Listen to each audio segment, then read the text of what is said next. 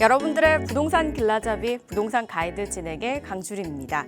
정부가 주택담보대출 한도를 6억 원 이하로 제한한 이후에 거래된 수도권 아파트의 가격대가 떨어지고 이 면적도 좀 줄어든 것으로 나타났습니다.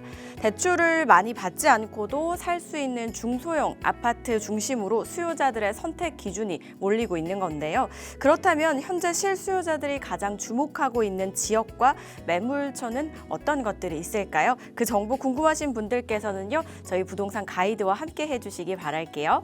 방송 보시다가 궁금하시거나 고민 있으시다면 전화, 문자 언제든지 주시기 바랄게요. 02-2638-3962번, 서울 전화 02-2638-3962번으로 전화 주시거나 또는 문자입니다. 샵 3989번으로 궁금하신 내용 적어서 지금부터 보내주시기 바랄게요. 자, 그럼 부동산 가이드 오늘도 힘차게 출발합니다.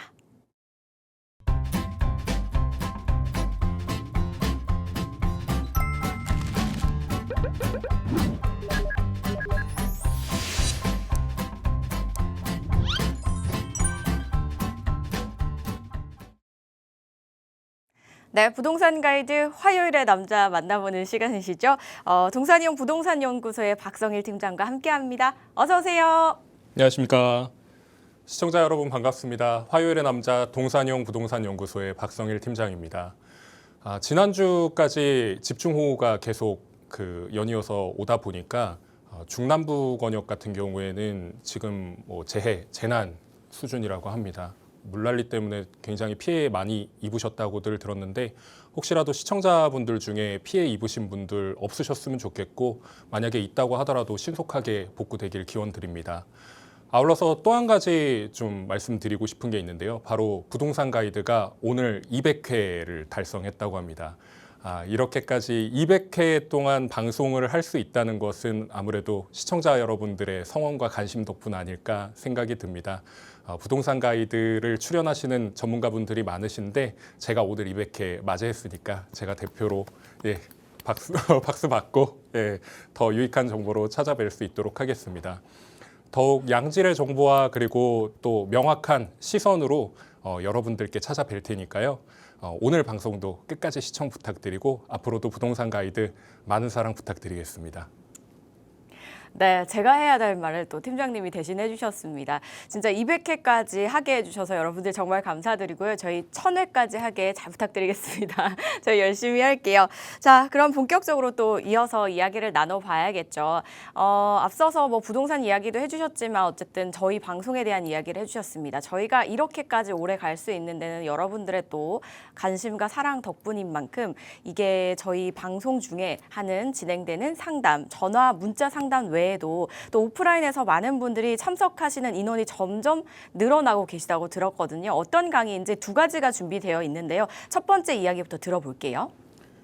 네, 저희 동산이용 부동산연구소에서는 매주 화요일과 그리고 목요일 강의와 세미나가 진행 중에 있습니다. 먼저 설명을 드릴 건 경매 강의입니다. 화요일이 아니라 수요일이죠. 네, 바로 내일입니다. 경매 장인이라고 불러다오라고 하시는 분이 계십니다. 이분이 부동산으로만 500억 자산을 이룩하신 분인데 항상 강조드리지만 이분이 원래부터가 금수저가 아니었습니다. 흑수저, 흔히 얘기하는 택시기사의 아들로 양화대교 부르면서 그렇게 옛날을 추억하시고 그랬던 분인데 이분이 이제 좀 자선 사업까지는 아니더라도 그러니까 양질의 부동산 정보를 제공을 하겠다라는 좋은 마음으로 시작을 하셨거든요. 저희가 심사숙고해서 부르신 분인 만큼 양질의 해안 얻으실 수 있는 그런 경매 강의라고 생각합니다. 내일 오전 10시 30분이고요. 제가 강의하는 게 아니라 전문가께서 직접 강의를 해주신다는 점 꼭 잊지 마시길 바라겠고 무엇보다 이게 저희가 유료 강의입니다. 원래는 유료 강의인데 박스경제TV 시청자 여러분들께는 1회 한정으로 무료 강의를 들으실 수 있는 그런 수강권을 드리는 거니까 늦지 않게 꼭 신청하셔서 혜택 받아보시길 바라겠습니다. 네, 많은 분들 평소 경매에 관심 있으셨던 분들 참석해 보시면 좋겠습니다. 시간, 장소 잘 체크해 두시기 바랄게요. 이어서 또 매주 진행되는 저희 세미나 자리도 있잖아요. 네, 저희가 목요일마다 무료 세미나를 진행을 하고 있습니다. 공덕역 2번 출구에서 가장 가까운 롯데캐슬 프레지던트 24층에 자리 잡고 있는 사무실에서 진행되고요. 무엇보다 주제가 명확합니다. 서울 아파트 시세 분석하고 그리고 이제 상급지는 어떻게 갈아타게 할 수 있을까? 그리고 내 집 마련 어떻게 할 수 있을까? 그리고 자녀분들한테 어떻게 도움을 줄 수 있을까? 이런 부분들 짚어드리고 그리고 무엇보다 재건축, 재개발 관련돼서 이야기들을 많이 드리고 있는데 특히나 이제 적은 소액 투자로 가져갈 수 있는 게 재개발입니다. 결국에는 이제 적은 투자 금액으로 큰 파일을 얻어갈 수 있는 투자 방법에 대해서 연구하고 토론할 수 있는 그런 시간이니까요. 목요일 오후 2시입니다. 내일 모레 오후 2시니까 꼭 시간 내셔가지고 참석해 주시면 좋은 정보들 가득한 세미나에서 좋은 정보를 가진 제가 그렇게 강의를 도와드릴 수 있도록 하겠습니다. 시청자 여러분들의 많은 관심 부탁드립니다. 네, 두 가지 강의 소개해드렸습니다. 첫 번째는 경매고요. 두 번째는 또 부동산 관련 여러 궁금증 해결하실 수 있는 자리인데요. 장소는 같지만 시간이 다르니까요. 이 점 잘 체크하셔서 참석하시면 되겠고요. 문의사항은요. 02-2638-3962번과 샵 3989번으로 연락 주시면 되고요.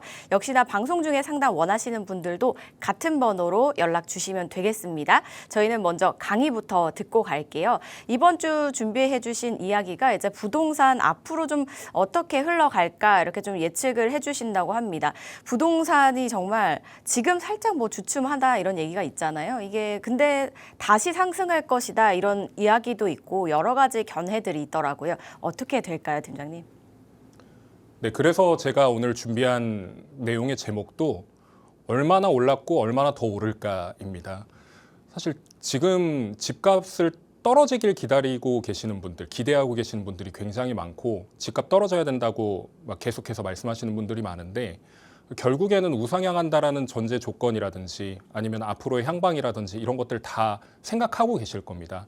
다만 그 중에서도 생각하시는 것들은 이게 너무 많이 올랐으니까 좀 천천히 올랐으면 좋겠다라고 생각하시는 분들 아니면은 아직 안 오른 데도 많은데 그러면 안 오른 곳은 언제 오를까 이런 것들이 고민이신 분들이 많을 것 같아요. 그래서 오늘 시간 준비해봤습니다.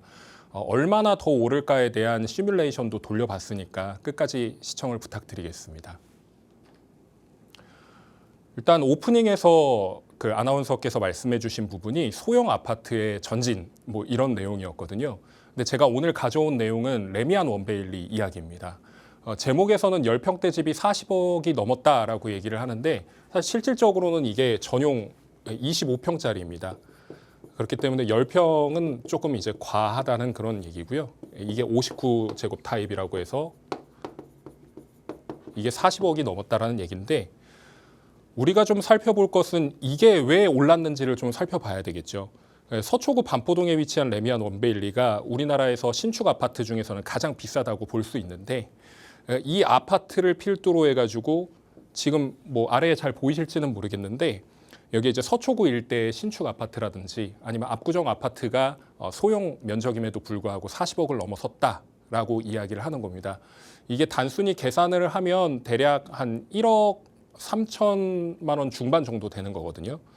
그런데 이 가격을 하는 게 맞느냐라는 논쟁이 굉장히 뜨겁다라는 거죠. 사실 저는 이 문제라고 보기에는 조금 어려움이 있을 것 같고요. 여기가 이제 원래 상급지고 또 좋은 아파트다 보니까 기존에 이제 다른 곳에서 지내고 계셨던 분들이라든지 아니면 에세파킹을 목적으로 들어오신 분들이 사는 겸 실거주 겸 같이 들어온 그런 부분도 있었을 테고 아니면은 여기가 지금 규제 지역으로 묶인 지 얼마 안 됐거든요. 반포 같은 경우에는 이런 것들이 규제 지역이 되기 전에 미리 선점을 하는 그런 투자 방식으로 들어오게 되었다 이렇게 볼 수 있겠습니다. 그래서 위쪽에 이렇게 보시면은 23년 6월 달쯤에 20억대 중후반을 기록했던 이 아파트 가격이 지금은 이제 40억대에 육박한다라는 게 포인트입니다. 뒤에서 좀 살펴보면 그럼 레미안 원베일리의 분양가는 얼마였을까? 이런 것들을 좀 살펴봐야 되겠는데요. 시청자 여러분들 중에서도 이 원베일리 분양 받으실 수 있었던 분들도 계셨을 테고 아니면은 한 번에 기회에 들어갈 수 있는 기회가 있으셨던 분들도 계셨을 거예요. 다음 포인트는 뭐냐면 그냥 분양가 자체만을 봤을 때 우리가 지금 59 타입이라고 하는 그 25평의 그 아파트가 과연 얼마였는가를 좀 보시면 되게 재밌습니다.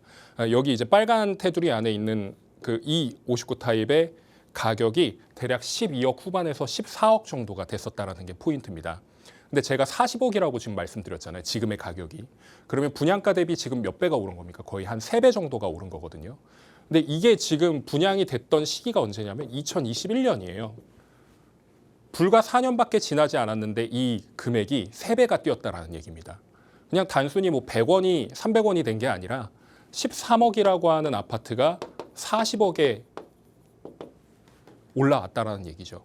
여기 그냥 만약에 이 가격에 사실 수 있는 분들이었다고 한다면은 27억을 번 셈이나 다름이 없다라는 게 포인트입니다.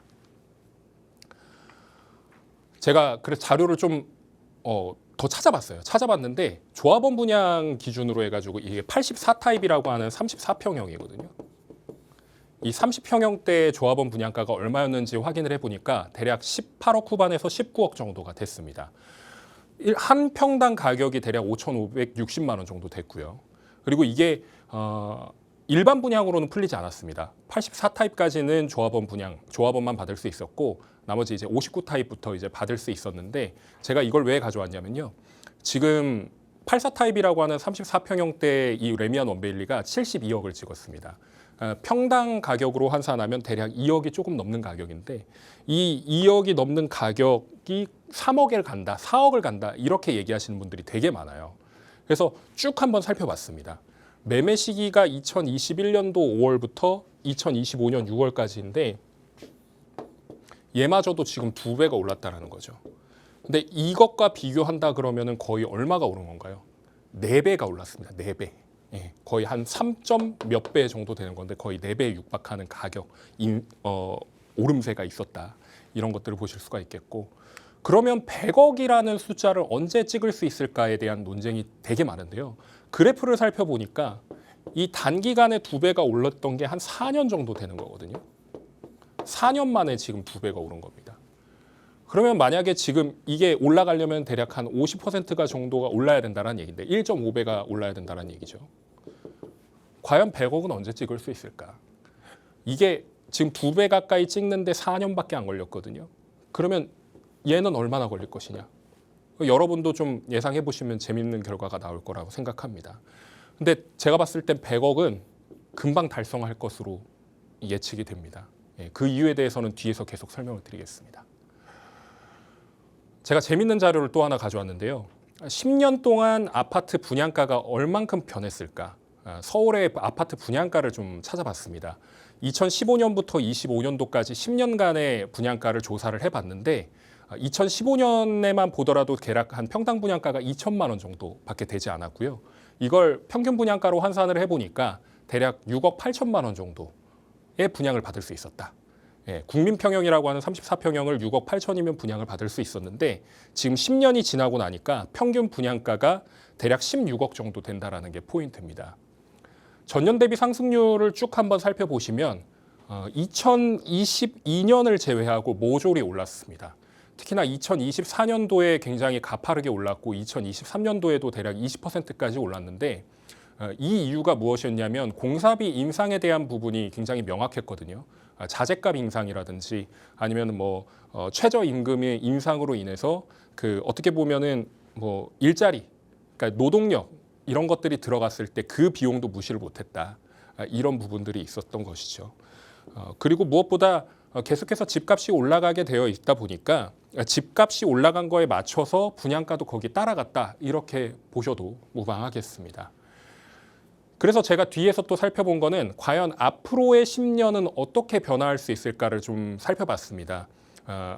2015년부터 2025년도까지 계속해서 상승이 이루어졌다고 말씀드렸잖아요. 2022년도를 제외하고 그 똑같은 상승률을 대입을 해가지고 비교를 해보니까 2025년도 같은 경우에는 지금 대략 4,700만 원 정도까지 올라갈 것이다 이렇게 판단이 되었고 2035년도 같은 경우에는 똑같은 상승률을 대입했을 때 대략 평당 분양가가 1억 800만 원까지 올라간다라는 시뮬레이션 결과가 나왔습니다.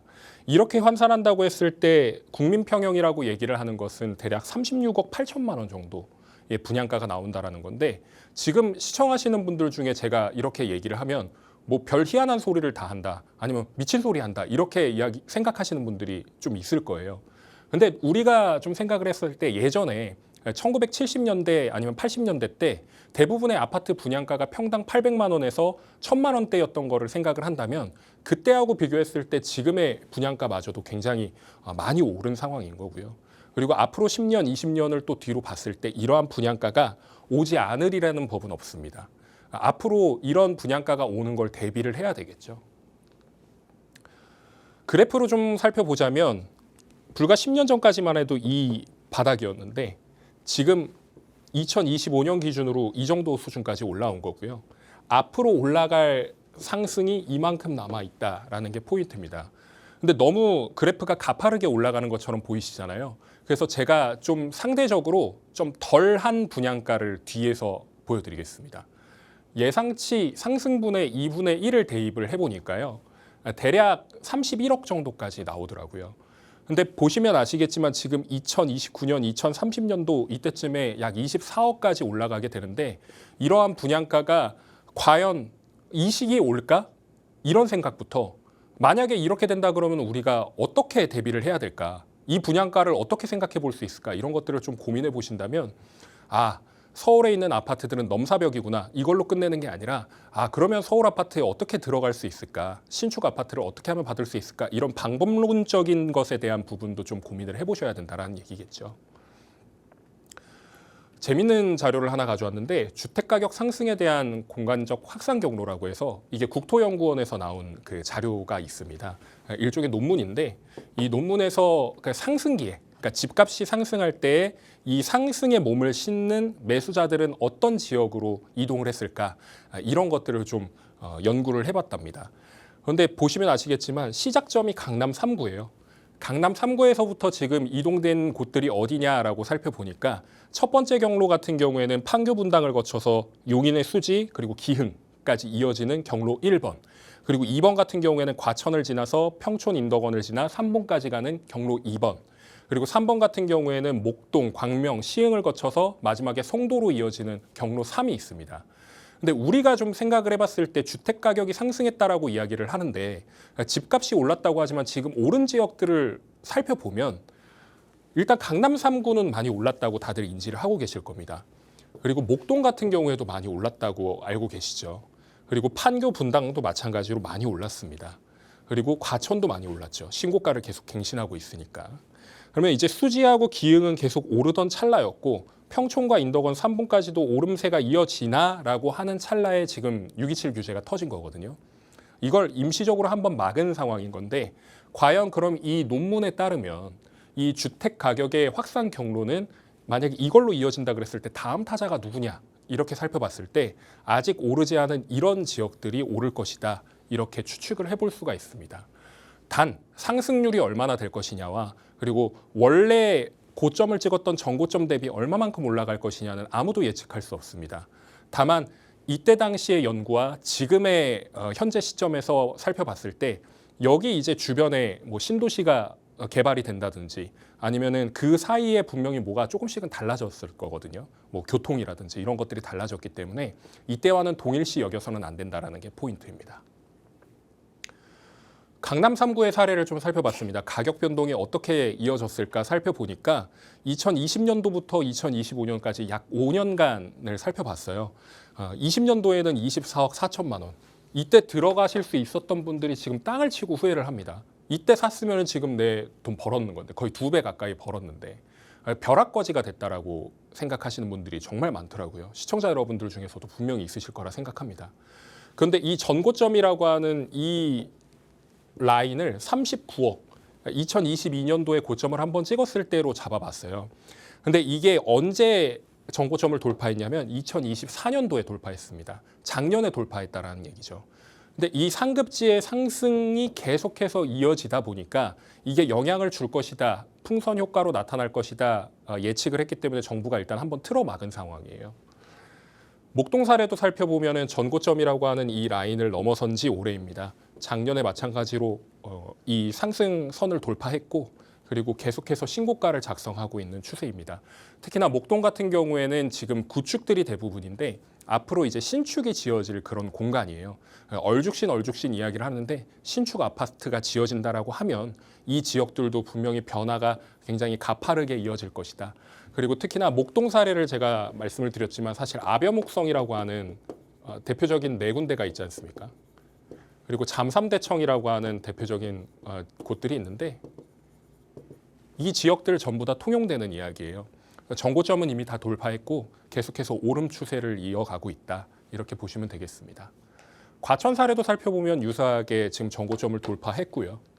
근데 이제 우리가 이제 살펴봐야 될 거는 그러면 이제 그 다음 차례가 지금 정고점을 돌파했느냐인데 사실 이 전고점이라고 하는 것들은 주식에서 많이 활용을 하잖아요. 근데 부동산 시장에서도 이 전고점을 항상 돌파를 하게끔 되어 있습니다. 여태껏 그래왔고 앞으로도 전고점을 돌파할 가능성이 매우 높은데 지역에 따라 돌파하는 시기가 달라진다는 얘기죠. 근데 이 광명 같은 경우에는 아직까지 전고점을 돌파하지 못한 상황이고 이거 같은 경우에는 또 철산주공 13단지입니다. 재건축 이슈가 있는 곳임에도 불구하고 아직까지 전고점을 돌파하지 못했다라는 게 포인트고요. 재건축 이슈가 있지만 아직 속도가 좀 늦는 그런 단지들은 이거보다 더 심하다는 게 포인트입니다. 그래프가 아직까지 덜 올랐다. 이렇게 보실 수가 있겠고 송도 같은 경우에도 마찬가지로 대장 아파트라고 이야기를 하는 15블록의 더샵 퍼스트파크 같은 경우에도 아직까지 가격이 전고점을 올라가지 못했다. 전고점에 미치지도 못했다. 이런 것들이 포인트가 될 수 있겠습니다. 집값이 그럼 주로 어디가 올랐냐를 정리를 해보자면요. 기본적으로 상급지라고 이야기를 하는 뭐 강남 3구라든지 용산이라든지 이런 것들이 가장 많이 올랐고 그리고 재개발이 진행되고 있는 중상급지라고 하는 그런 분들 뭐 마용성 중에서 이제 마포구와 성동구 그리고 뭐 강동구 같은 경우에도 이제 고덕신도시 이런 지역들이 이제 신축 아파트 단지로 이제 완성이 되었잖아요. 그런 곳들이라든지 아니면 마곡이라든지 아니면 흑성 뉴타운이라든지 뉴타운으로 지정되어 있던 것들이 아파트들이 하나 둘씩 생겨났지 않습니까? 그런 곳들 그리고 진행 중인 곳들이 계속해서 올라가고 있다. 대표적으로 방금 뉴타운을 말씀드렸지만 노량진 같은 경우에는 이게 피가 6억에서 7억까지도 떨어진 적이 있었습니다. 근데 지금 얼마까지 다시 올라왔냐면 12억, 13억 이렇게 한단 말이에요. 두 배가 오른 거죠. 이때 사셨던 분들은 지금 돈을 번 거고 이때 파셨던 분들은 뭔가 내가 왜 팔았지 이렇게 후회를 하시는 분들이 굉장히 많다라는 점이죠. 특히나 이 한강변 벨트 뒤에서 또 25개 자치구 지도를 보여드리겠지만 한강에 인접해 있는 그런 지역들이 가장 많이 올랐다. 특히나 한강에 바로 앞에 붙어 있는 아파트들이 가장 많이 올랐다라는 건 아까 레미안 원베일리 사례를 보고 살펴보실 수 있었습니다. 특히나 이제 주요 업무지구라고 하는 뭐 CBD나 뭐 GBD, YBD라고 하는 뭐 시청 종로 을지로 그리고 여의도 그리고 강남 이런 업무지구 근처 일자리에서 가까운 곳들이 가장 많이 올랐고 그리고 특히나 이제 상급지라고 하는 그 아까 용산과 강남 3구에서 연접해 있는 지역들이 가장 많이 올랐다라고 볼 수가 있겠습니다. 특히나 여기에 보시면 제가 연담아라고 표현을 해놨는데요. 이 연담아라고 하는 용어 아시는 분들 많으실 겁니다. 기본적으로 도시를 하나를 이렇게 봤을 때 예를 들면 25개 자치구 중에서 뭐 이런 식으로 이제 지역이 나눠져 있다 그러면 옆 동네인 거거든요. 이 옆 동네가 우리 동네랑 지금 유사하게 생겼다. 아파트촌인데 저기도 아파트촌이더라. 이러면 연담아가 됐다고 볼 수 있는 겁니다. 그러니까 담을 넘는다라는 거죠. 그러니까 이런 것들이 대표적인 사례가 어디냐면 서초와 강남구입니다. 서초 반포동에도 잠원동에도 아파트 단지가 밀집되어 있는데 이러한 것들이 압구정과 청담까지 이어지기도 하고요.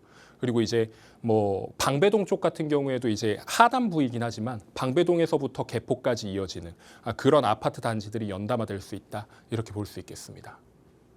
그러면 향후 집값이 올라갈 수 있는 곳은 어디인데요? 라고 물으신다면 답이 유사합니다. 앞으로 오를 곳은 원래 올랐던 곳, 지금까지 올랐던 곳이 계속해서 이어진다라는 게 포인트입니다. 그래서 상급지의 재건축, 재개발 계속해서 눈여겨보셔야 되고 재건축을 들어가실 수 없는 분들 같은 경우에는 재개발이라도 노리셔야 된다는 게 포인트입니다.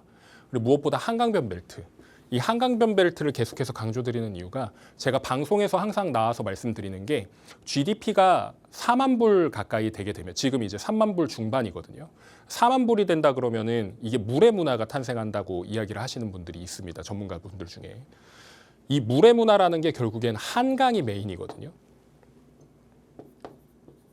이 메인인 지역에서 가장 가까운 곳을 사야 돈이 된다라는 건 지금 다 알고 계세요. 다만 어디에 투자할지를 모르시는 분들이 많기 때문에 이런 부분들이 궁금하시다 그러시면 세미나 참석하셔도 좋겠죠. 그리고 계속해서 이제 전화번호라든지 이런 것들을 알려드리는데 그쪽으로 연락을 주시면 제가 답변을 드릴 수가 있다는 점.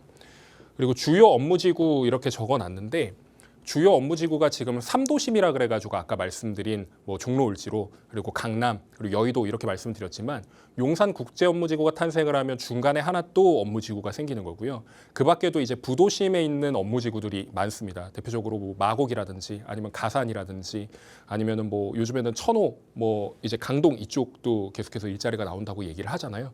그런 지역들까지도 연계가 되기 때문에 이런 부분들을 좀 눈여겨볼 필요가 있다 이렇게 말씀드릴 수가 있겠습니다. 무엇보다 핵심인 게 공급이 부족한 곳이에요.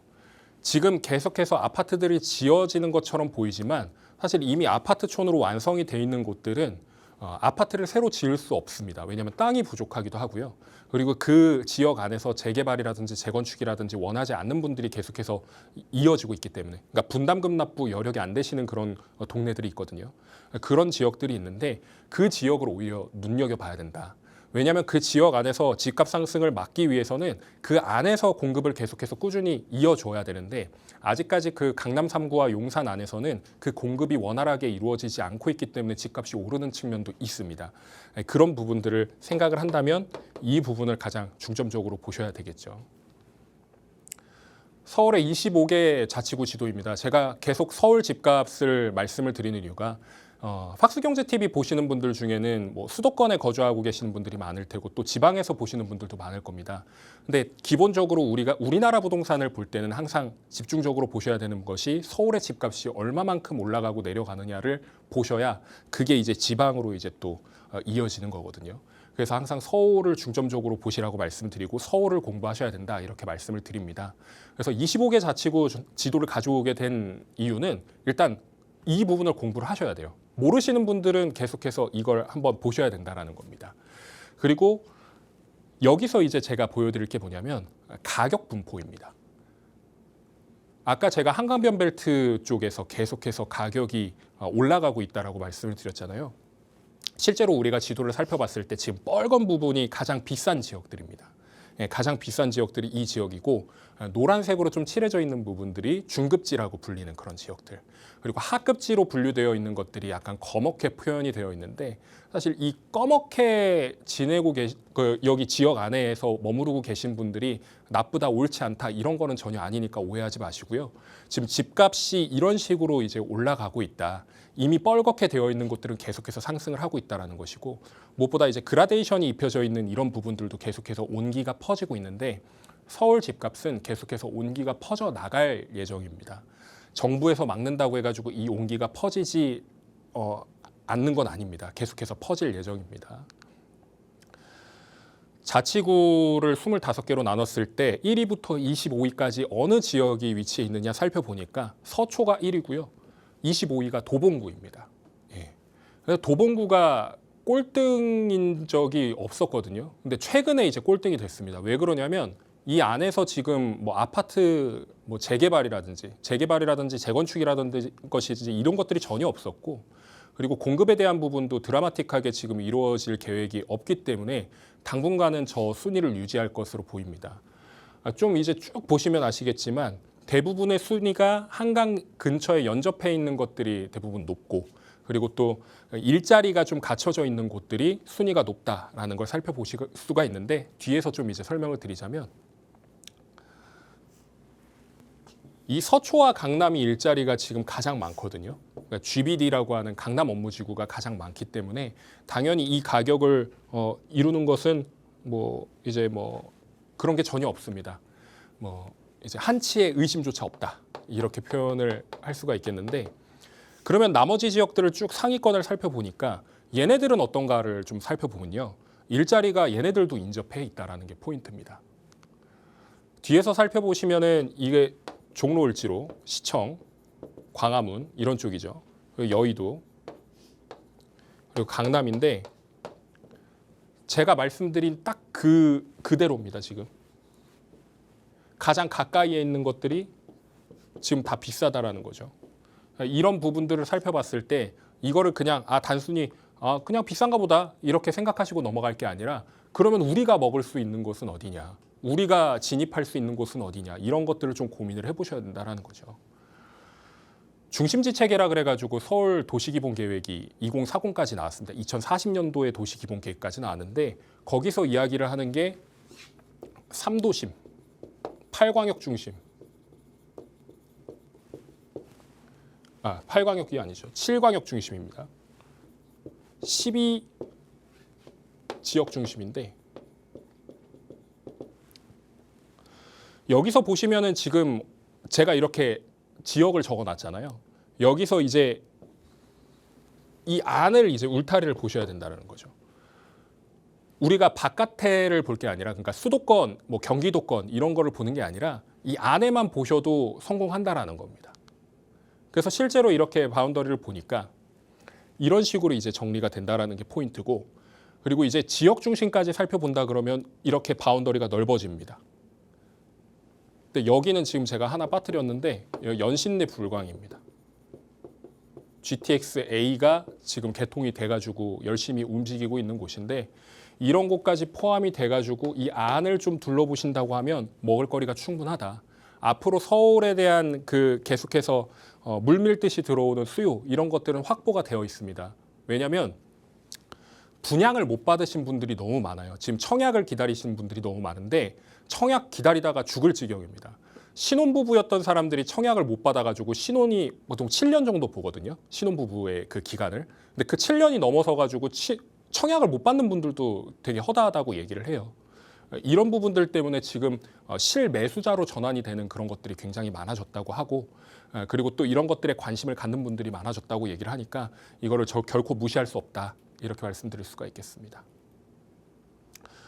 문재인 정부 때 많이 올랐다고 말씀드렸잖아요. 이게 지난주에도 설명드렸던 경실련 자료인데 실질적으로 올랐던 구간들이 대부분 다 규제에 의한 것들이었습니다. 규제. 정책 중에 이제 규제가 있고 그리고 공급에 대한 부분을 계속해서 강조를 하는 때가 있는데 이때가 지금 공급에 대한 이야기를 했기 때문에 이게 일시적으로 이 정도 이제 가파르지 않은 상승세를 보였었다. 그러니까 규제가 덜 들어간 거죠. 덜 들어간 상황에서 희망 고문이라고 말씀드려야 될까요? 공급 계속 앞으로 노력할 테니까 지켜봐 달라, 이런 것들 이 기간 동안은 조금 이제 가파름이 좀 덜했었고, 근데 어떻게 보면은 공급이라고 이야기를 했던 것들이 꽤 오래 걸린다. 사람들이 이제 인지를 하고 그렇게 넘어간 시점부터 계속 또 상승이 이어졌다라는 거죠.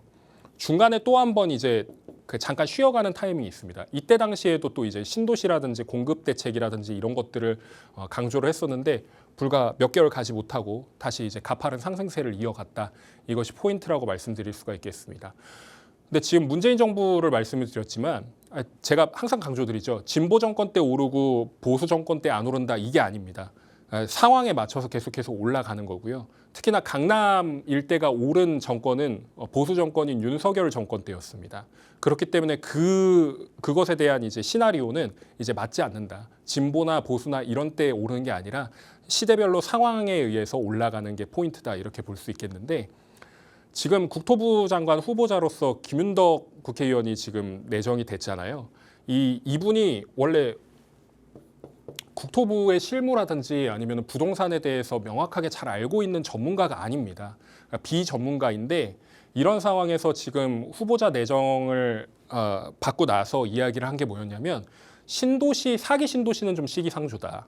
그러니까 3기 신도시는 일단 정리를 해야 되는 게 맞고, 그러면 이제 공급을 어떻게 할 것이냐 그랬더니 기존에 가능한 부지를 활용을 해서 공급을 하겠다라고 말씀을 하셨거든요. 근데 저는 사실 이게 한계가 있다라고 봅니다. 일단 활용할 수 있는 가능 부지가 그렇게 많지 않기 때문에 있는 거를 아무리 다 쓴다고 하더라도 지금 필요한 공급에 못 미치거든요. 이런 부분들 때문에 지금 우려가 되고 염려가 되는 게 포인트고요. 그리고 무엇보다 지금 민간이익과 공공이익의 균형을 말씀을 하셨는데, 민간 이익은 당연히 보장되어야 되는 거고요. 공공의 이익도 보장이 되어야 되는 건 맞는데 공공이 민간을 이겨서는 안 된다라는 게 포인트입니다. 자본시장에서는 민간이 중심으로 된 사업에서는 민간이 이익을 가져가는 게 원칙이에요. 뭐 원칙이라고 좀 당연한 겁니다. 이런 것들이 지금 반대가 되어 있는 게 재건축 초과이익 환수 제도라든지 아니면은 뭐 분양가 상한제라든지. 근데 분양가 상한제는 이해가 돼요. 다만 근데 재건축 초과이익 환수를 통해서 재건축을 못하게 하는 그런 부분들, 그러니까 좀 우려가 되는 부분들, 좀 늦춰지게 하는 부분들, 이런 부분들 때문에 계속해서 문제가 되는 거기 때문에 이런 것들을 정부가 잘 조율해야 되는 거 아닌가 이런 생각을 해보고, 그리고 또 지금 문제가 나오는 게 뭐냐면 보유세에 대한 부분이 계속해서 얘기가 나오고 있습니다. 공정시장 가액이라 그래가지고 지금 원래 뭐 60%까지 떨어뜨렸던 그 가액을 80%까지 다시 정상화시키겠다라는 얘기가 있어요. 그렇게 된다 그러면 지금 잠실에 갖고 계신 분들이 대략 500만 원 정도의 종부세라든가 이런 것들을 더 내시게 되는 상황이 되는 건데, 이런 것들 지금 결국에 다주택자라든지 아니면은 좀 집값 높은 거 한 가구 가지고 계신 분들 계속해서 압박을 주잖아요. 이게 상승을 불러일으킵니다.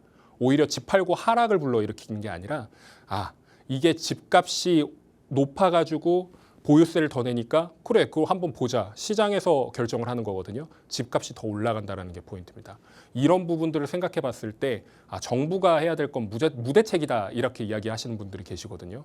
아무쪼록 뭐 후보자가 내정이 돼가지고 장관이 되신다고 하더라도 좀 적당한 선에서 정책을 좀 마련해 주셨으면 좋겠고, 무엇보다 공급에 대한 부분은 좀 공격적으로 해 주셨으면 좋겠다라는 게 포인트입니다.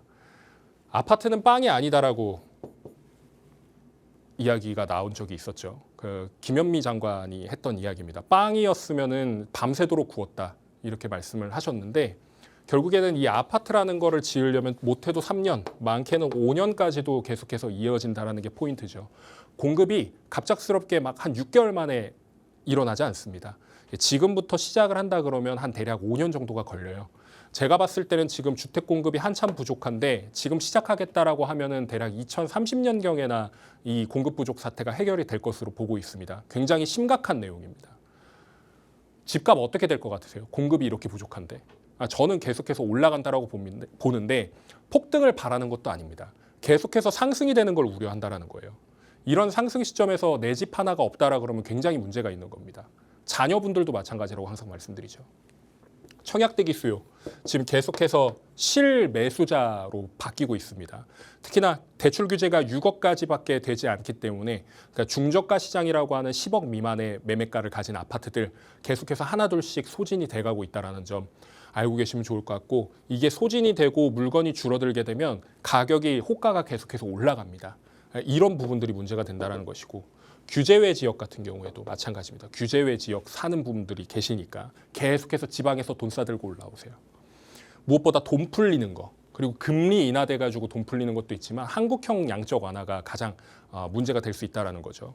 우리나라가 유독 지금 금리가 좀 낮은 편이고 계속해서 경기 부양책을 얘기를 하고 있고, 특히나 오늘 같은 경우에는 제가 그 15만 원 받는 거를 제가 신청을 했는데, 받는 건 좋아요. 받는 건 좋은데 좀 염려스럽기도 합니다. 이게 결국에는 후세의 빚이 되는 거거든요. 나라 빚이 되는 건데 이런 것들이 좀 이제 염려가 된다.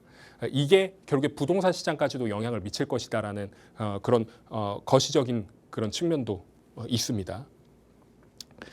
상급지가 50%, 뭐 많게는 100%까지 올랐다고 말씀을 드렸고, 지금 비아파트, 뭐 아파트 가릴 거 없이 비규제 지역이라고 하는 그 하급지나 중급지 이런 곳들은 아직까지 뭐 20에서 30%의 상승률까지 기록했거든요. 그럼 나머지 한 50%에서 70% 정도까지 더 올라갈 수 있다는 여력이 있다는 겁니다.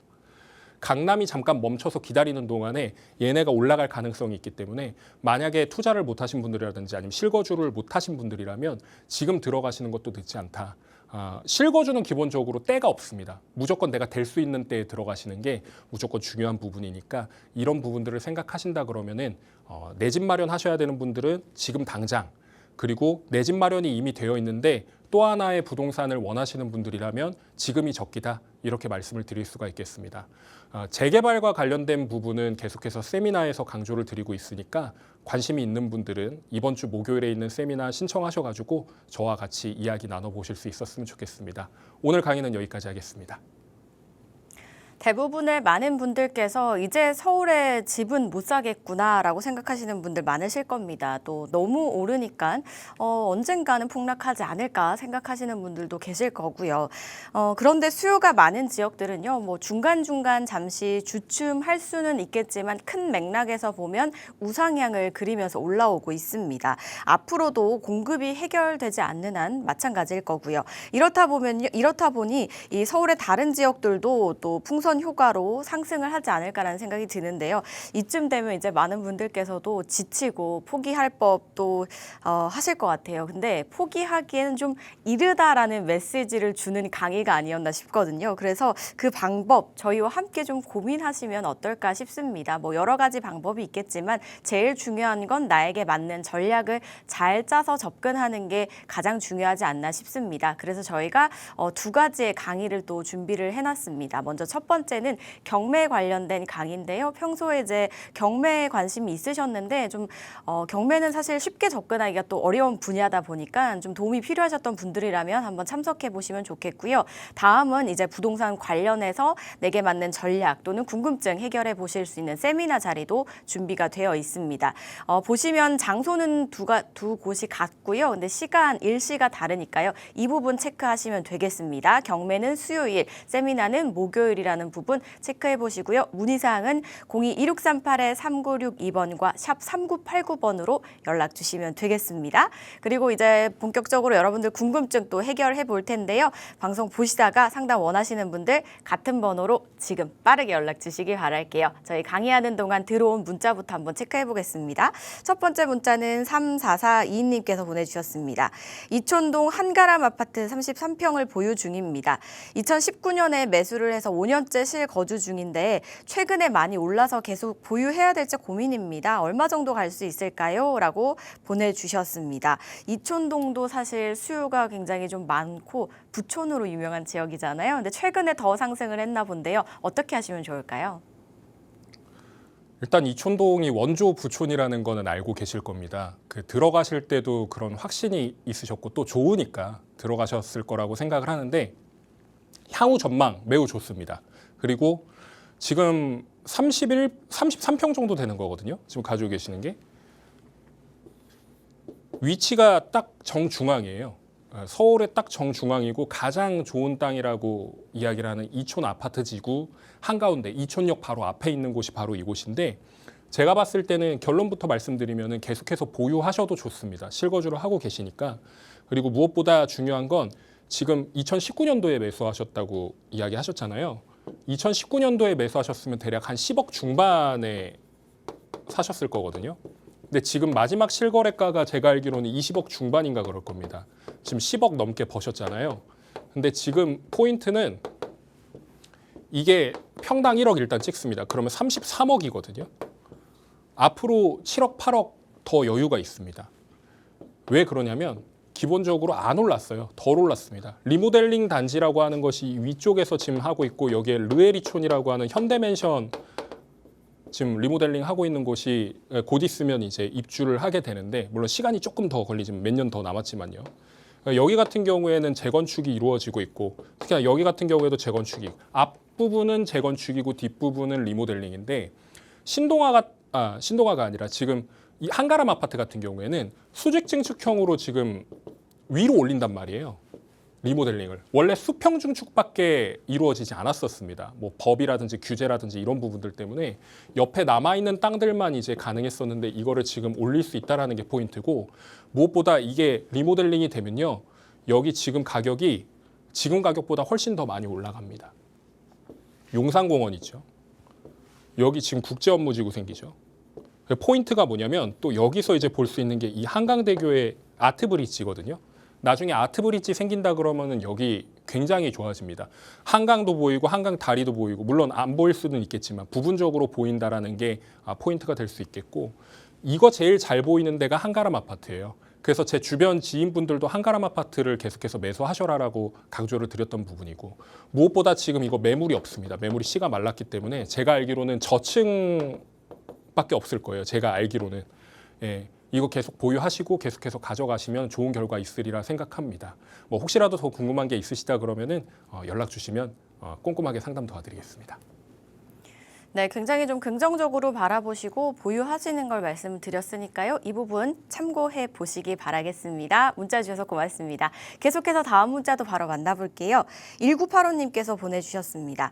팀장님 안녕하세요. 몇 년 전에 마포 아파트를 매수하려다 타이밍을 놓쳤습니다. 한 번 놓치고 나니 적게는 5억, 많게는 10억 가까이 오른 단지들이 태반이더군요.